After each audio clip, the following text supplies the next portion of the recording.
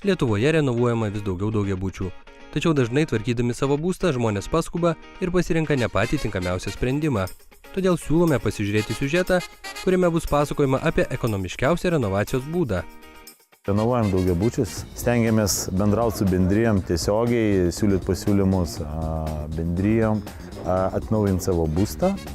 Ne europiniam lėšom, o savom, nes savos lėšos yra, jeigu investuojamas, tai būna pigiau gerokai. Vienas iš pavyzdžių, kaip mes subendravom su bendrijos pirmininku, pakalbinom jos, pateikėm sąmatas, jie darėsi skaičiavimus pagal europinės lėšas, pagal mūsų lėšas ir kainos skirtumas buvo didžiulis, per pusę kaina buvo. Jeigu savom lėšom, kadangi jie iš karto investuoja pinigus, jie mums iš karto atsiskaito už atliktus darbus. Praėjus pirmai žiemai, gyventojai iš karto pajuto renovacijos privalumus.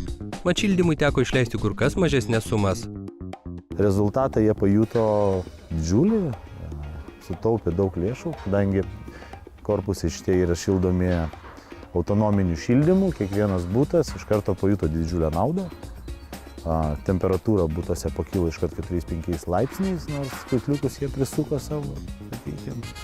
Ir dėl to siūlom ir kitom bendrijom prisijungti prie viso šito reikalo, savom lėšom iš savų, bandyti renovuotis.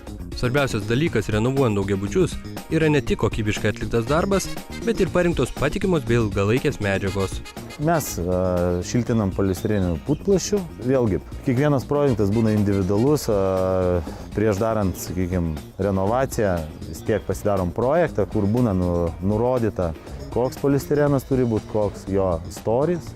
Ir pagal tai mes šiltinam. Sakykime, medžiagas, visas kitas klijus, armavimo ir dekoratyvinius tinklus vėlgi renkam patys pagal aplinkybės. Šiuo atveju mes atstovaujam Lenkų gamintoją, katras gamina aukštos klasės ir kokybės medžiagas. Kad per daug neįsiskirtų iš kitų šalia esančių namų, šiam daugiabučiui buvo pritaikytas geltonas atspalvis. Kadangi šitą namą renovuojant naudojam silikoninį tinką, kadangi aplinkui yra parko zona, tai ne visas spalvas galėtume pasiūlyti, kokias norėtų, bet į projektą architektas buvo įtraukęs, kad spalva turi būti geltona pagal likusius namus. Tai bendrija pati ir paderino, kad būtų šita spalva. Kiekviena bendrija, norinti taupiai ir kokybiškai susitvarkyti savo daugiabutį, privalo atlikti kelis labai paprastus žingsnius. Kreiptis į mus, mes atvažiuosim, paskaičiuosim, pateiksim sąmatėlę ir žiūrėsim. Labai paprastai, tiesiog tik tiek.